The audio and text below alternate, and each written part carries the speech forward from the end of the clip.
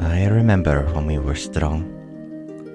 Back in the days before King Tenebrae and his royal guard, and the people of Amosran took up their own arms for fun and profit. Before all that, there was just us, the Viridian Outriders. We kept the roads and trails safe and secure, with homes and forts scattered about and locales civilized and not. Time passed, and we have been replaced. And yet, I hear the rumblings and murmurs of the roads being less safe than they had been. Monsters sniffing around in smaller towns and magic acting oddly. Who knows? Maybe we'll be needed again. Hello, and welcome back to Another Path. My name is Chase, and I remain your GM. Today, our heroes grab some lunch and learn a bit more about the bandits from Lootholme. Thank you to our backers, Trent, Carl, and Keith, for their support. If you like what you hear, consider donating to us at patreon.com/ghostlightmedia, and maybe try checking out some of the other shows on the network. But with that, sit back, relax, and enjoy your trip down Another Path. Katie said that Arabin is her favorite character today. So Ryan, you and I are still 0 for 2 because Zephyr was her favorite character in Aegis. So listen, I have a very specific brand. You are, however, I think I may have told you this. You are my friend Kaja's favorite character, though, with Jackson. Oh, okay. Well, because she said, "quote I love a sad boy." I'm good at two things. Arabin's not even my favorite character. Oh, I can't wait to hear that in the actual episode. Yeah, that waveform's real good, fellas. Did not come through on this end. Alas. Yeah, I've got some barrel-aged Christmas ale. Ooh. Oh. Got a 4-pack of this from my dad for Christmas, and this is the last one. Mid-January. And it is 8%. All right, so it's a Candle Nights ale, Justin. Hey, Ryan. How about that football game? I don't know what you're talking about. I'm so mad about the football game that I didn't even get to watch because I was at auditions. Oh yeah, it was bad. It was real bad. And I'm not happy about it either because the footballmen that won are my sworn enemies. Yes, the evil cheeseheads. I can't believe that one team scored more points than the other team. How dare they? Did everyone see the footballman from the other day who had to play in negative 30-degree weather with a cracked and destroyed helmet? I actually did see that one. Yeah, it was so cold, his helmet broke. Oh my God. Which is notably not what they are supposed to do. And the problem is not just that, like, they all have their own helmets, right? But because it's the quarterbackman, they have radios in the quarterback's helmet and not the rest of them. So he can't just go grab any old head dome shield. He needs a very specific face protector that he can talk to his good friend Andy with. They won the game. Andy's mustache was very frozen. It was very frozen. But it's okay because the refs also love that footballman and they wouldn't let anything bad happen to him. Yes, just his helmet. Just the helmet. I had a bit. And I've completely forgotten it because I've committed to this one. No, don't commit to it. It's mine. It's bad. Eject. I don't know that I have any bits. I have a bit. Uh-oh. Proceed. It's not a bit. Justin's getting married. That's true. That is true. That's a bit? I got it. I don't know, Justin. Is it? I mean, it is happening. No, I got my save the date email. So it popped up the other day. I was like, oh, that's right. I was happy. I found joy briefly, thank you. Oh. It's gone now, but... Well, okay. Well, easy come, easy go, I guess. Listen, 2024 has not been great. Yeah. Just drink the Christmas ale like Chase does. Stay in 2023 forever. I'm out. There is a game that you might be familiar with called Campaign for North Africa. It is a ridiculously, like if it were made today, this would be an art piece. It is physically too long to actually play a game of it. Oh, God. even the designers have not successfully completed a game of Campaign for North Africa.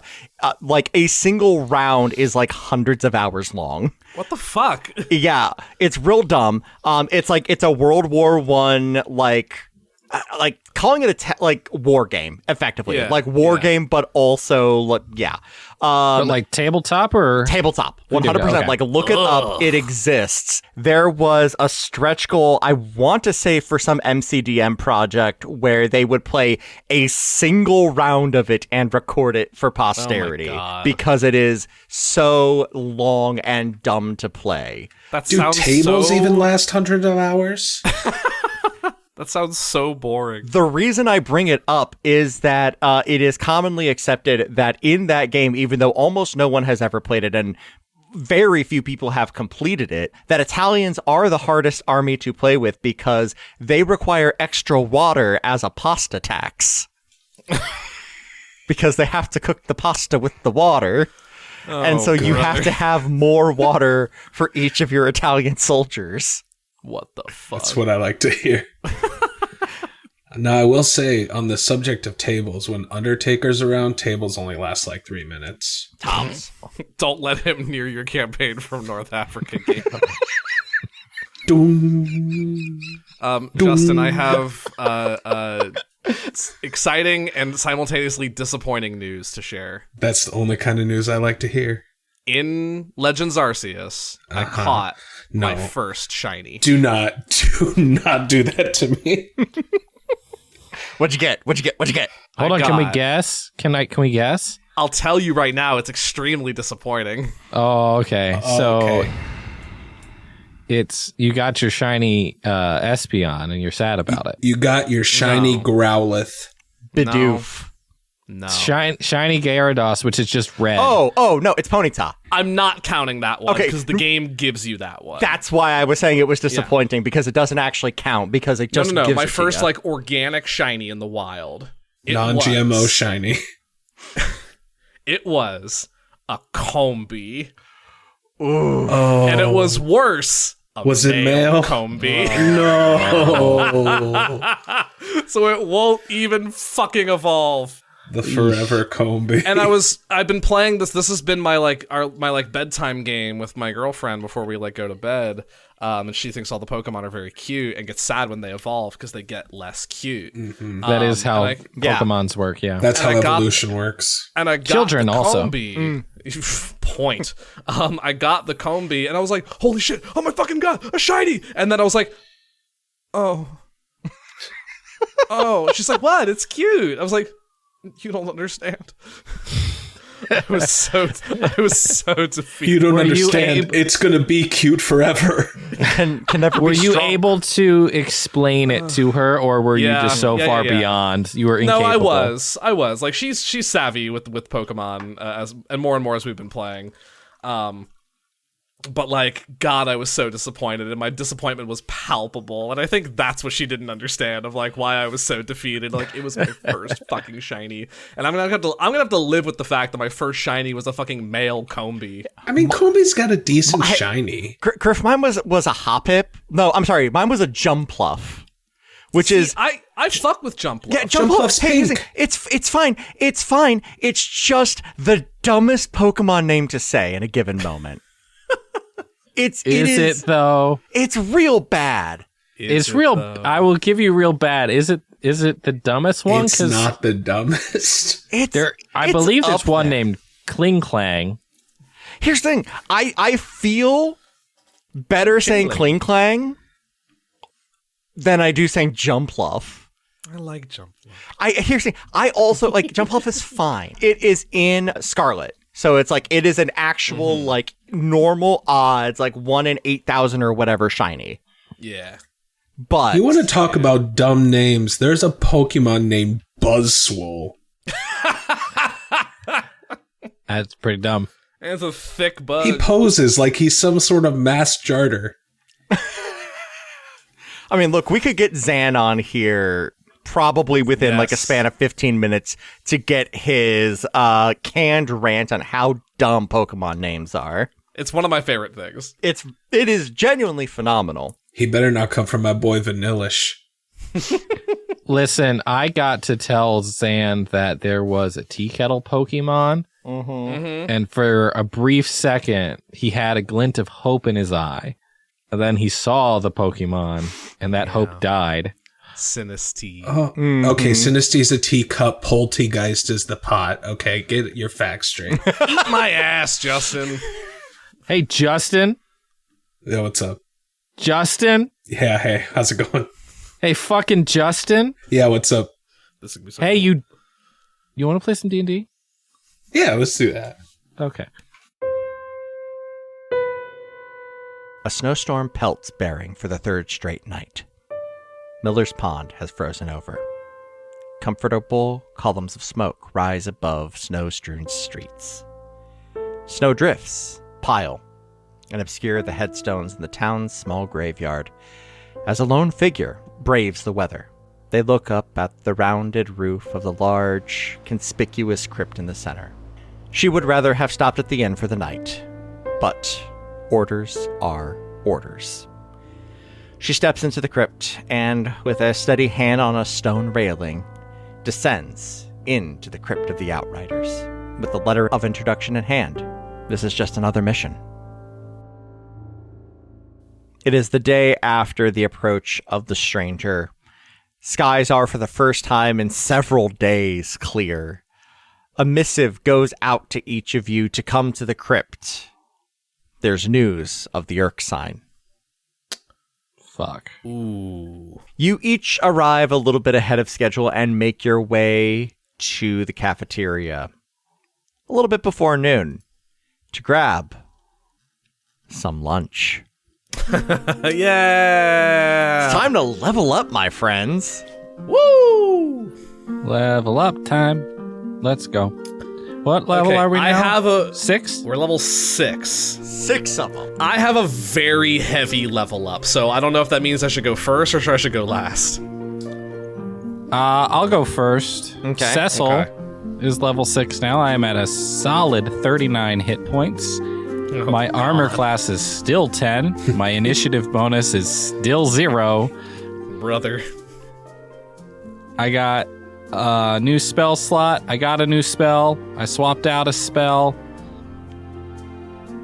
I don't know if I want to say what they are. That's fine. You can keep I your think secrets. I got some. Yeah, I'm up to 3 third level spell slots now at this point. And then the interesting thing, apart from the spells which we'll eventually cast, I get the next perk in the Clockwork Soul Sorceress Origin, which I'll just read out because it could be super handy in keeping Cecil from being murdered.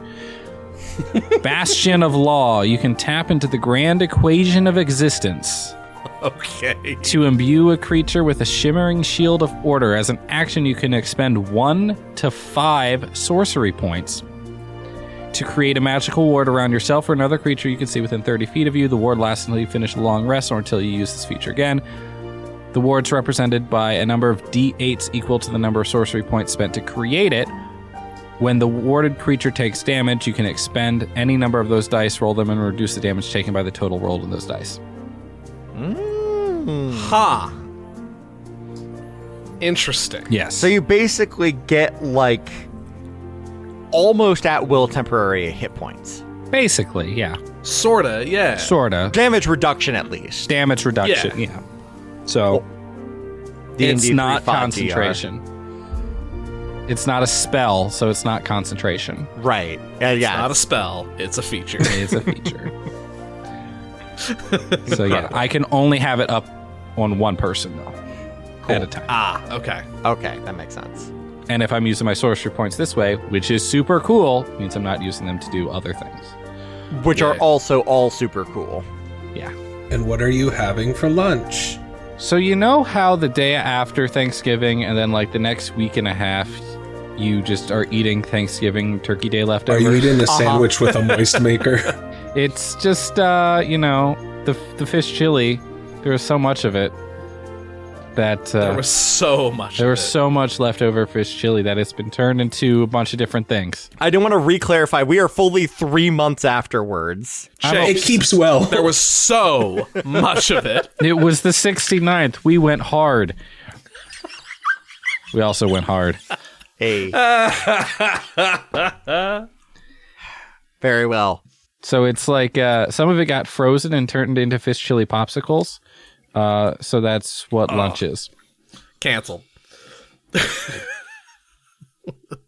Justin, please go. Okay. So my level up is pretty. Yeah, it's like No, hold on. I would like to defend the popsicle gumbo. I don't want you to. I will not allow you. That is a 3/4 vote of no. I apologize, sir. Justin, the floor is yours. That's fair. Oh, no. I declare this meeting of the council adjourned. Oh, no. My level up is pretty basic. I still only have 2 spell slots. I picked up a couple of 3rd level spells, mixed around a couple of my spells, but as a warlock, they will either appear very infrequently, or I will just need to have a sit down after every battle. I gotta get your Capri Sun and an orange slice. Yeah, just like lay on the ground for an hour, just think about what I've done. Woosah it out a bit. At 6th level, as a warlock, patron feature, I get a Cursed Spectre, which means that when I kill somebody, I can resurrect their spirit and bring them back as a specter that I control. Sure can. So, you know, Harper's gonna be so scared again. it's another Pokemon feature. I got my snake.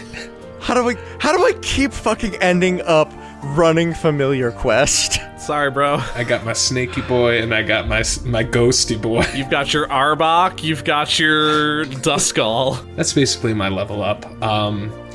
For my lunch, Arabin is sick of the gumbo popsicles. So he's digging into his reserve of Dippin' Sticks that he kept from the festival.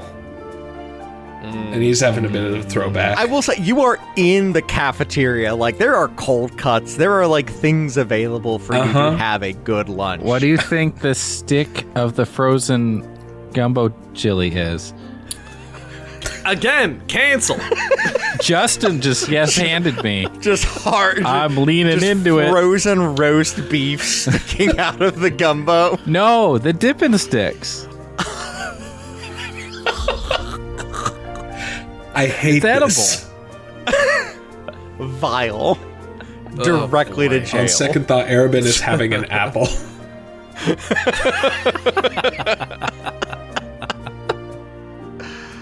Harper, save us, Lord. please.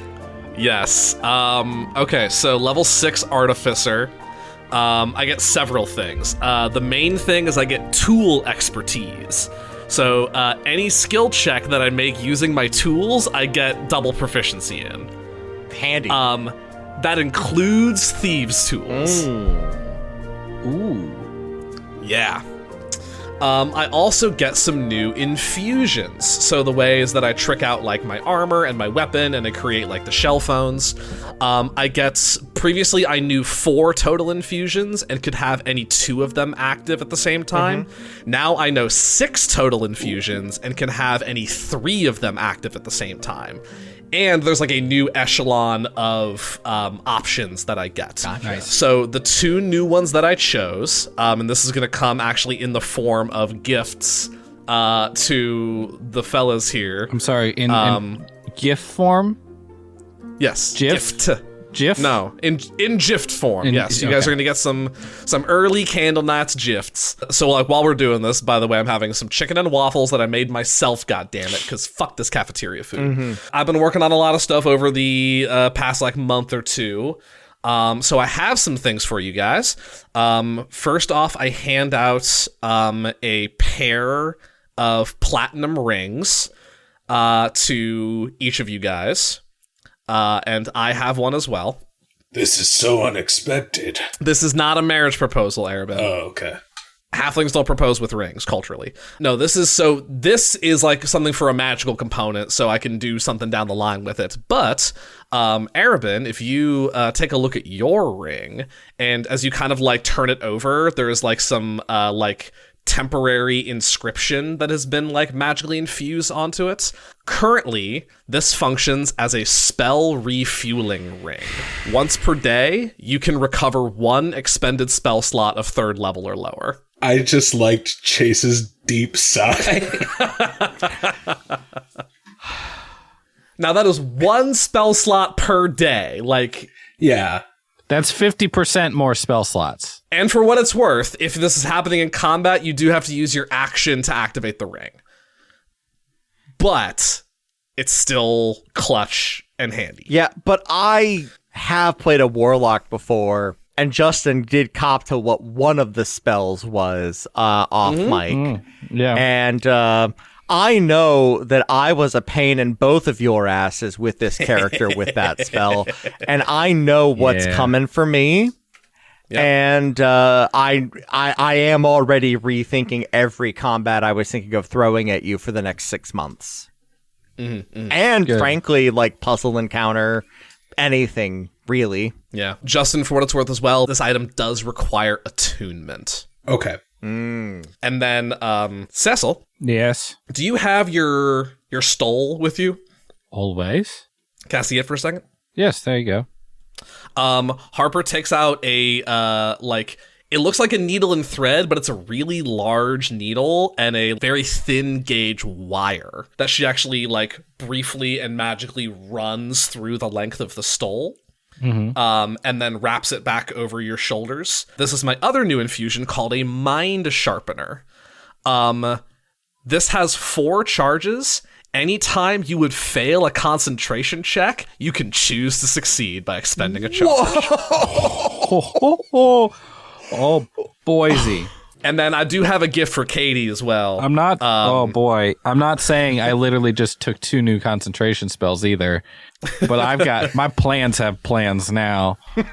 This does not require attunement, so this can be passed around as well. So I just get 4 free concentration passes a day. It is one of those things where it regains 1d4 charges at dawn.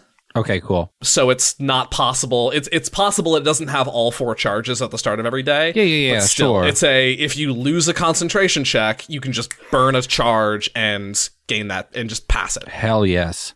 And it's not one of those things where if you use all the charges, it breaks, right? I can just make this thing. I'm going to bed. And then lastly, oh wait, Chase. Oh wait. And then lastly, I have something for Katie as well. As I pull out a pair of like fine leather gloves that have little like metal affixtions to the like the joints that are sort of like almost like something like synthetic or robotic, where it's like or like cybernetic, like cybernetically enhanced almost. But now I can also make, as part of my replicate magic items, gloves of thievery, which just gives a +5 to all sleight of hand and thieves tools checks. Yes. KT. And I can use those for myself as well, which with my tool expertise, and for those playing along at home, if I decide to make a thieves tools check, I make that at a, let's see here, +13. Congratulations, Griff, you broke it. Now again, and I still have the shell phones and my returning weapon and my enhanced armor. I can only have 3 of those 6 things active at one time, and I can only sub them out on long rests. Artificers are complicated. It requires some prep. But these are all things I am capable of doing. So are we saying that there's going to be just 3 that are normally going unless you say differently, or... I'll set those at the top of the day, and I'll plan to like hand those things out. For right now, I have the 3 active just for the sake of the scene. Okay. My like kind of standard, I think, is going to be I have an enchantment on my spear, the spell refueling ring, and the mind sharpener. That's kind of my default plan. Yeah. And if that needs to change down the line, then that can change down the line as part of a rest. Griffin, you beautiful bastard. You have no idea what you've done. I am an outfitter, and I'm having chicken and waffles. Man, and I can twin spell. I can concentrate on twin spell. 404 chase not found. Just Now, for your peace of mind, Chase, Artificer doesn't really pop off again until level 9. Okay. So I got a couple. you've got I've got like the rest of this campaign of breathing room. Artificer really like it jumps and then it plateaus. Yeah. No. I get a cool thing next level, but like I don't really get anything like mega cool again until level 9. That's the thing, because like Warlock is the same way. Because I know Arabin just popped off as well. I know I'm not going to have a tough level up until you both have another good one. I can't wait till Harper makes us all invincibility sunglasses.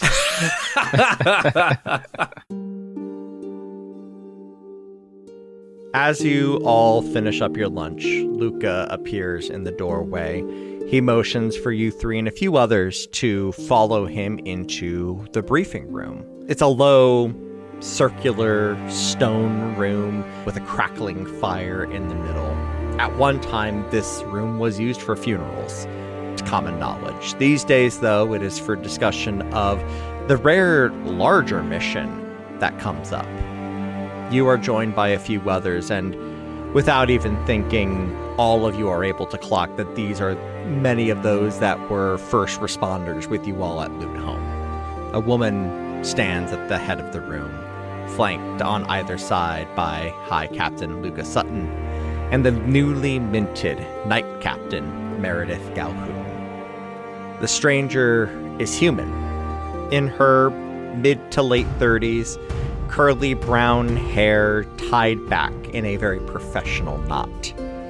As everyone settles in and prepares, she is referencing a roster and makes a couple of scant comments to her two companions. As you all settle in, you see that there's just north of 10 of you in the room. The doors close, and she straightens herself up and addresses you all. Good afternoon. My name is Evelyn Hart. I'm the Cord of King Sterling Taggart, first of his name. I have been sent here on private business with the Crown to offer you here in attendance a mission of the utmost secrecy. We have news that those that you all encountered at Loot Home are moving in this direction. We need them stopped before they reach the border and create an international incident. Due to the sensitive nature of the situation, though, we would ask that you all, of course, promise yourself to a reasonable level of discretion with those outside of this room.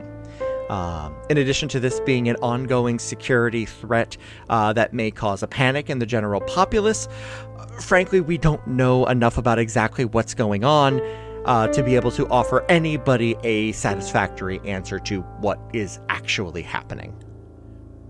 She waves a hand, and a ring on her pinky glows, and within the smoke that the fire is creating, an image flickers. You see one of the raiders. Close-ups of their face, their armor, detail points that you might remember from your initial encounter. This, as you will remember, is our quarry. Note the dark circle on the red leather, the eyes, the veins, and of course an affinity for pyronic magics. They are also, as some of you may know, for all intents and purposes, dead, but bear none of the markers or defects that come with being undead. Rather fascinating situation, if I can say so myself. Any questions thus far? Which border? With the southern border. That's How many of these things are we talking?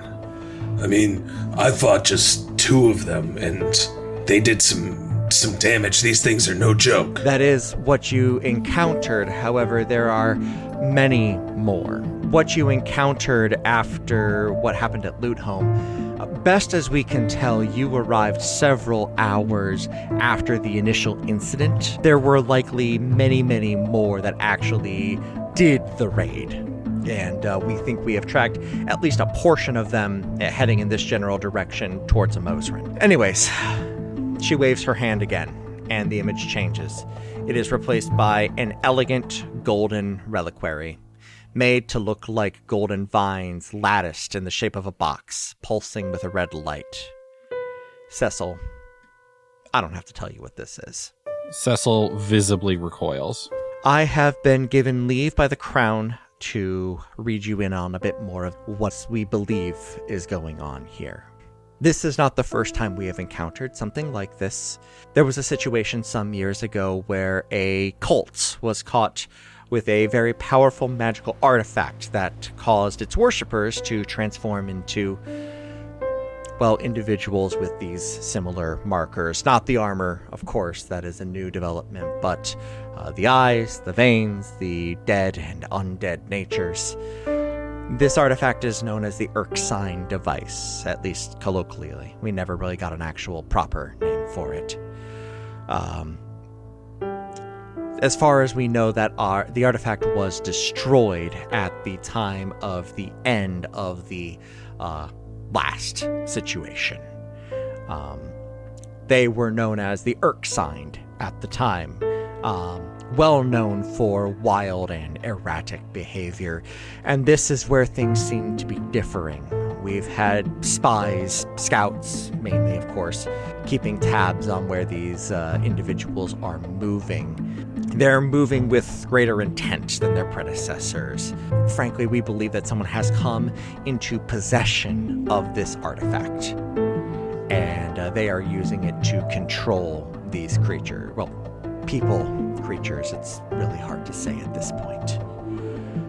We don't have IDs on any of the individuals, where they may have come from. Scouting hasn't showed us any religious intent either. Pure banditry, focused banditry. Due to the difference in the situation, we have decided to rename them as these are, this is a different situation. Hitherto, these individuals will be known as the Undersigned.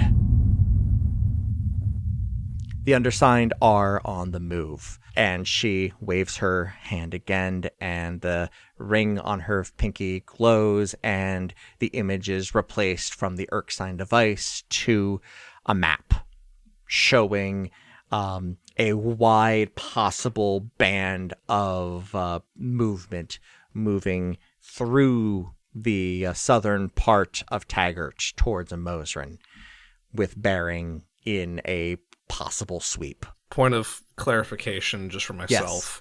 Yes. So they're not sweeping. Amosran's to our south, correct? Correct. So they're not coming up from Amosran into Taggart. They're sweeping down from the center of Taggart into, like, threatening to cross the border down into Amosran. Correct. Okay. This is what she was referring to as an international incident. Got it. As bad as things are, if these are contained, you actually go ahead and give me an insight. Why? 10. 10? With a 10, that's enough. If she is talking about being concerned about an international incident from what really amounts to, as far as you're aware, as magic bandits, you know that tensions must be rising between the two nations. If they are concerned about something like this causing a problem, there's already a problem at play.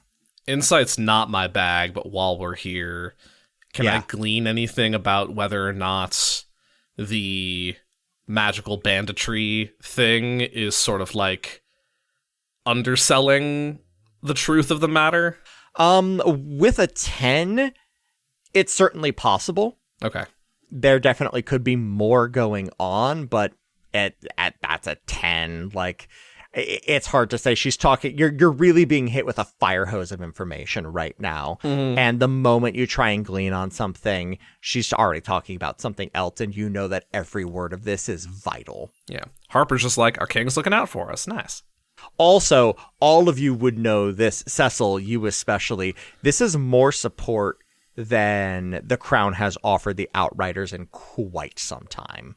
Yeah, Cecil is taking it all in, seeing what parts of the stories line up with what they know to be true, and just kind of has a little bit of a wry, distant smile on their face. Yeah, was her title Cord? Cord, yes. I wrote that down because I like a good title. Yeah. Chord like string or chord like music? Chord is a multi-layered title because in addition to it being chord like string, like this is an individual who ties the king to the nation. Chord is also a coordinator. They are somebody who goes out and coordinates things for the king. So this is somebody who serves in a very official capacity directly with Sterling. And would speak for. Correct. And on behalf of. And be Yes. empowered to, so this person's important. To make a lot of calls in the moment. This is somebody who Sterling trusts a lot. Evelyn continues. So our mission is to find this raiding party and wipe them out. Increase has protections for your dig site that the king is aware of have already been dispatched. We do not anticipate them being in that sweep.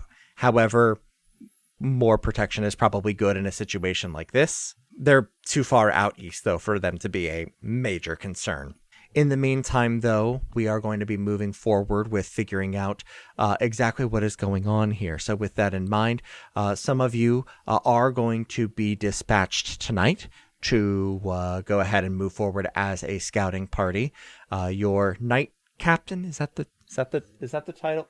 And Meredith nods. Your knight captain will be proceeding with giving out those orders. For the rest of you, you will be leaving first light tomorrow.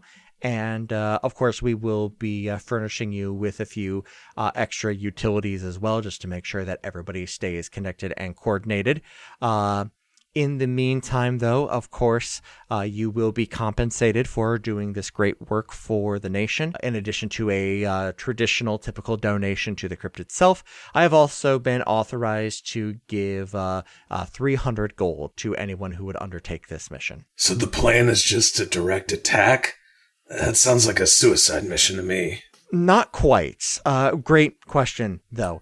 So we don't know what form or shape the raiding party is going to look like at the time of contact. That is why we are going to be sending a scouting mission ahead in order to make sure that we know what we're all getting into.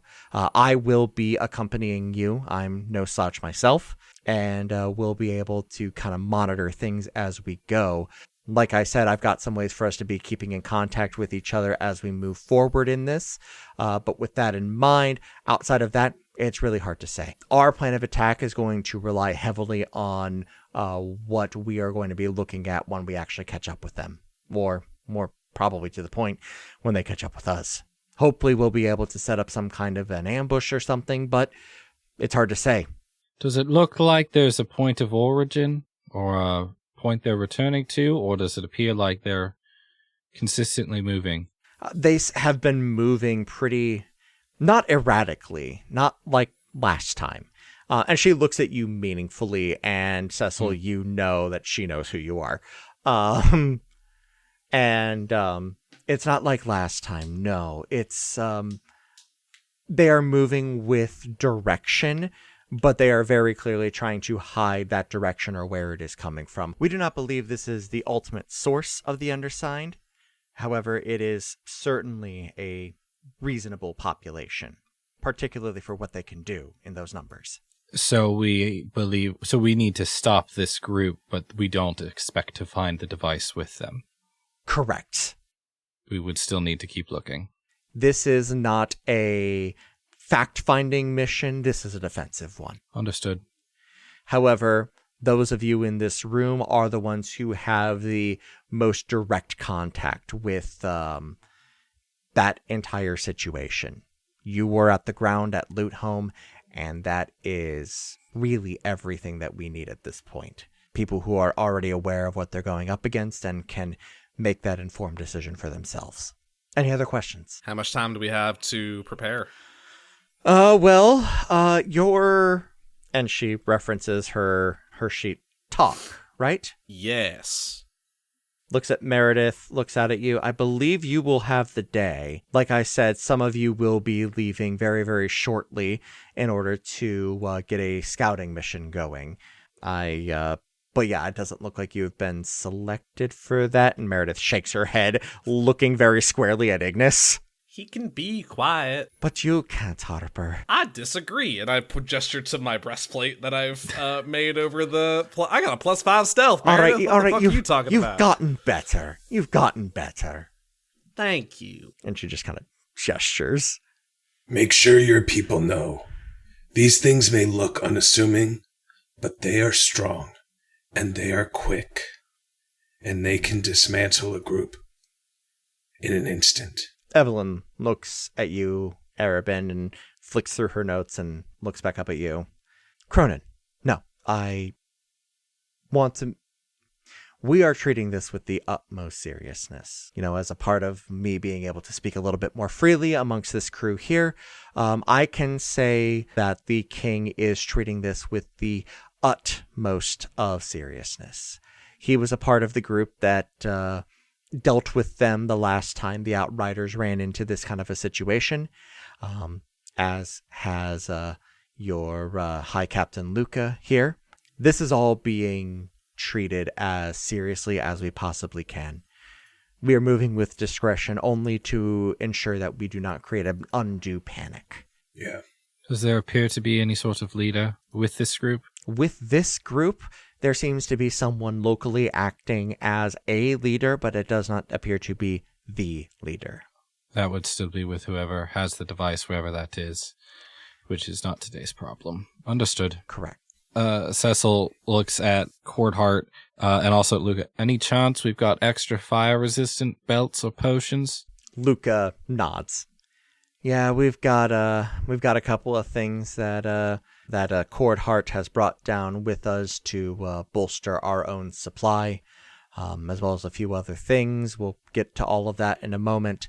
Cord, thank you very much. We'll address the rest of the Outriders here as we move to prepare. Luca looks down at a sheet and just passes it directly off to Knight Captain Meredith. She looks up. All right, then. Arnold, Caraway, and Shay, if y'all could come on over here, please. You're going to be our scouting party. Everyone else just sit tight, and we'll get you all geared up and ready to go. In short order, things start to move. Cecil, in a way that you haven't seen in quite some time. Harper, Arabin, you've never seen movement quite like this out of the Outriders, but it falls into a very natural pattern. People walk up, receive their orders, and then separate off.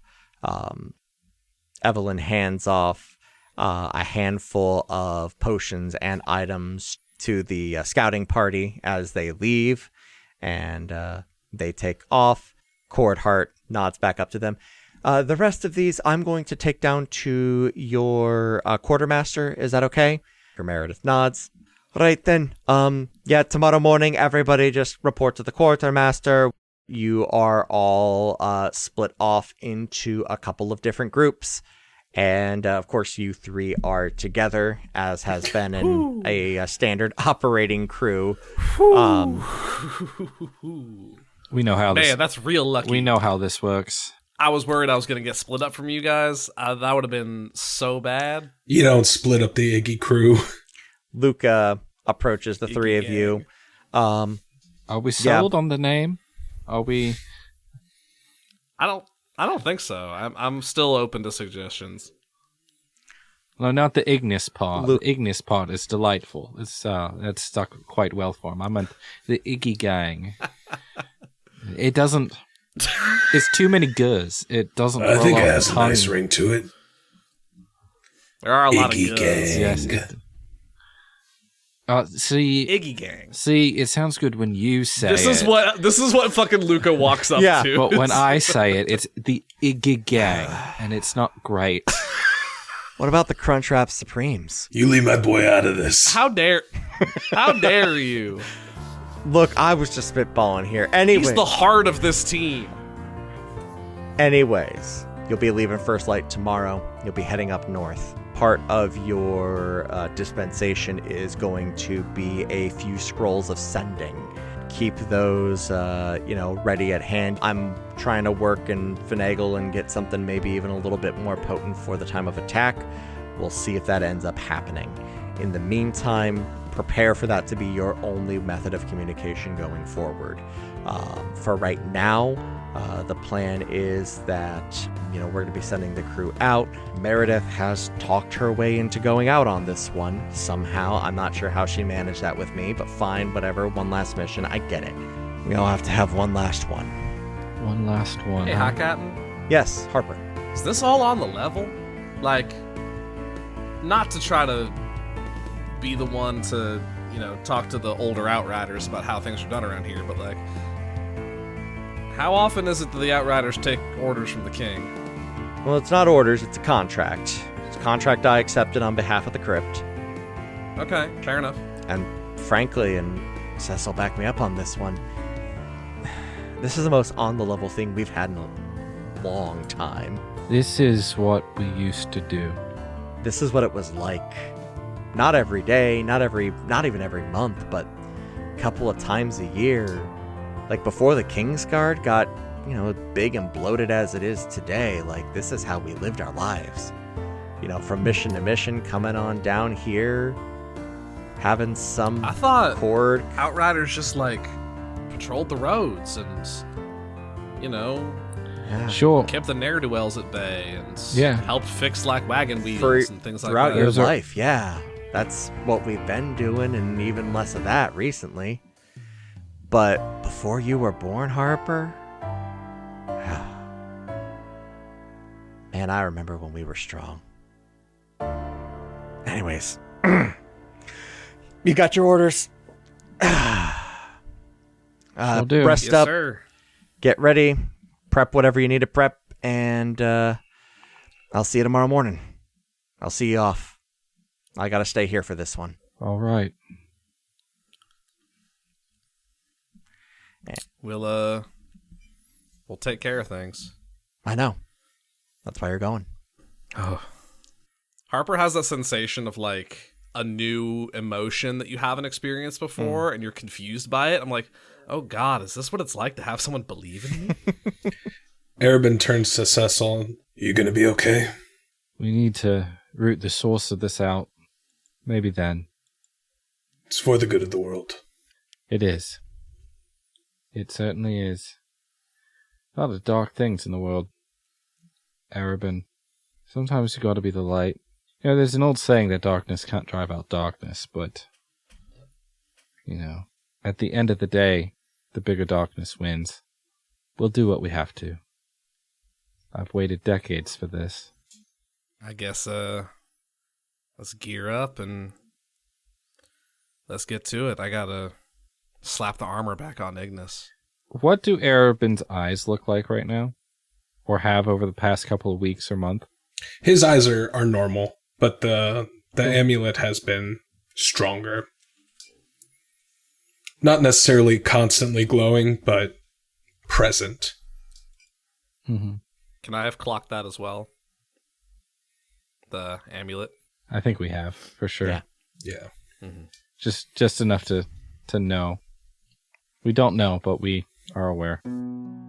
As we kind of like begin to separate from the night, I look to Arabin and say like, hey, Arabin, before you turn in, would you mind doing me a favor? I just got some stuff to move around the workshop and I'm beat as hell. I could use an extra set of hands. Of course. Thanks. I think like in non-combat times, like non-mission times, like some of the plating comes off of Ignis so he can like, I can clean it and whatnot. Sure. And so like I think I just need to like start putting some of the like armored plates back on him. And there's shit everywhere in the workshop and like it's like yeah, and like I realize I made the damn thing, but I can't really move it. Can you help me move this? And Harper goes to one end of what looks to be like a telescoping, like 6 foot long, 7 foot, 8 foot long, like metal tube, like a pipe almost, that starts like fairly wide at one end and then narrows to like a lower end, and it's like, do you mind? Because like some of the armor's underneath this, I got carried away. Yeah, Arabin tries to maneuver, but this workshop is Harper size and Arabin is like 6 feet tall.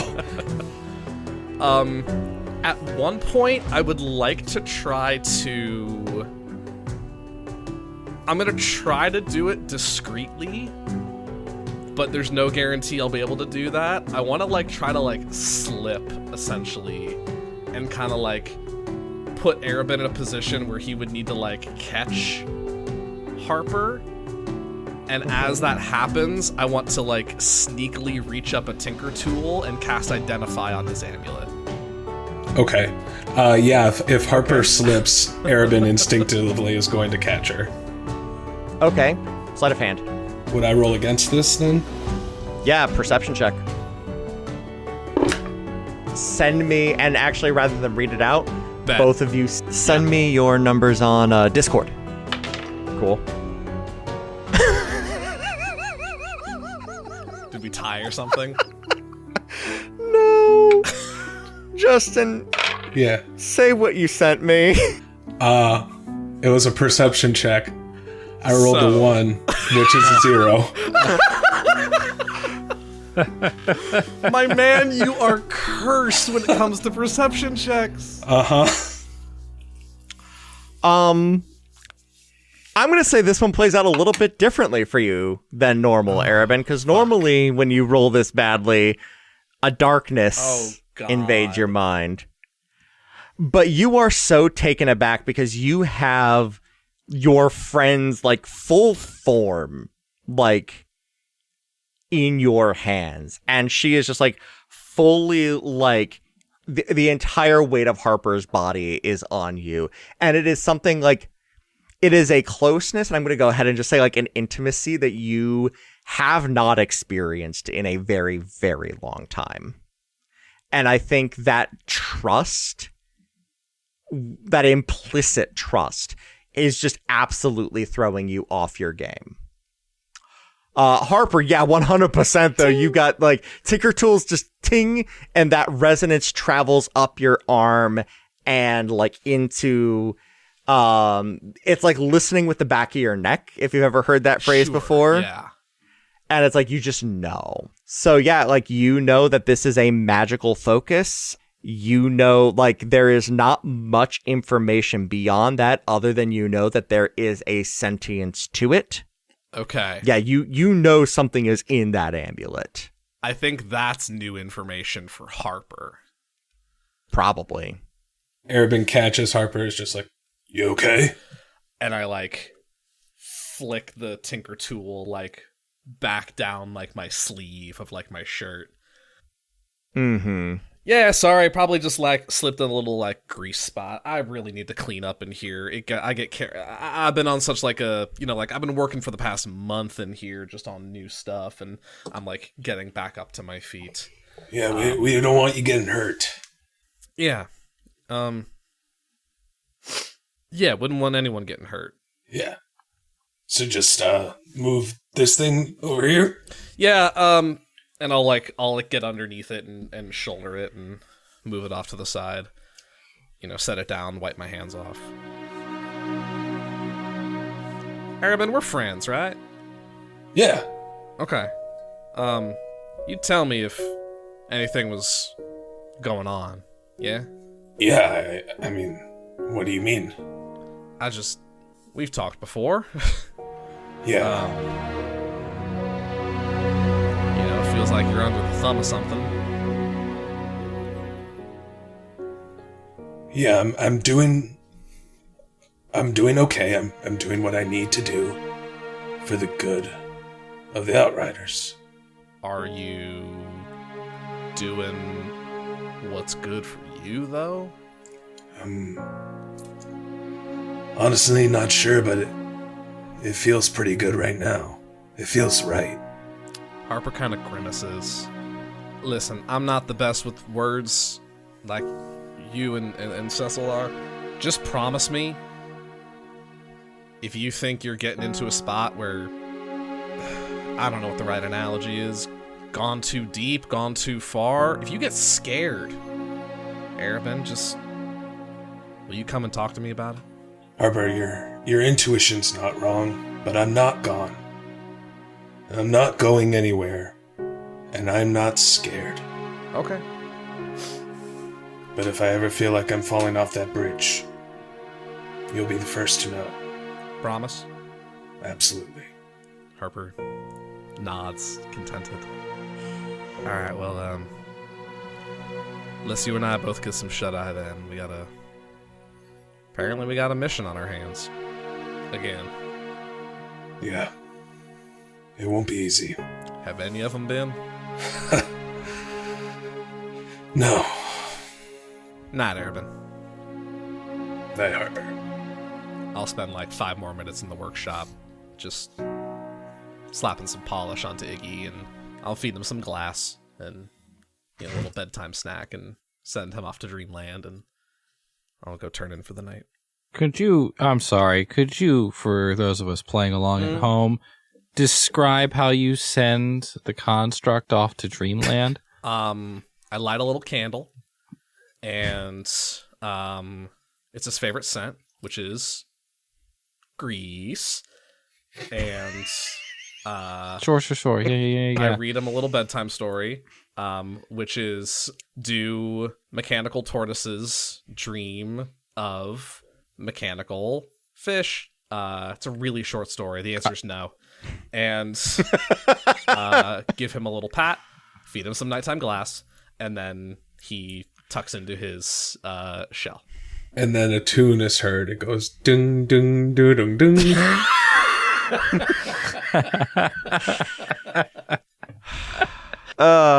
Is there a Cecil scene, or can I take us in for a landing? There's the camera shot is just Cecil picking up a well-worn journal that has been read a lot in the last couple of months, and packing it away in the bag that they're taking with in the morning.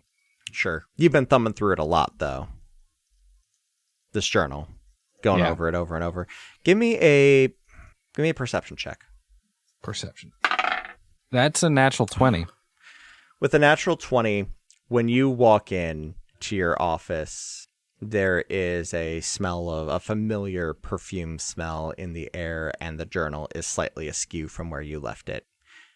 Katie's looked. I think Cecil certainly hasn't told her everything. Mm-hmm. But I think Cecil probably left it out. Yeah, that sounds right. You could have put it back. Would have been nothing.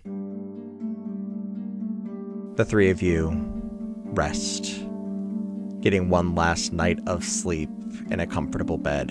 And at the spark of dawn, you are handed a bag of scrolls and protection and are sent north. You're not sure where. You're not sure when. But you know you're going towards a fight. Thank you for joining us here on Another Path. You can find our website and merch store at anotherpathpodcast.com, on Twitter at anotherpathpod, and our network at ghostlightmedia.net. You can support our efforts by donating at patreon.com/ghostlightmedia, or by giving us a rating and review on Apple Podcasts or whatever podcatcher will let you. You can find me on Twitter at TQLoudly, Griffin at Griffcold, and Ryan at RyanRoll20. You can find Justin on TikTok at JustinMichael, and myself at TQLoudly. We'll be back in 2 weeks with a new episode, and until then, remember, it is good to listen when somebody talks about their glory days.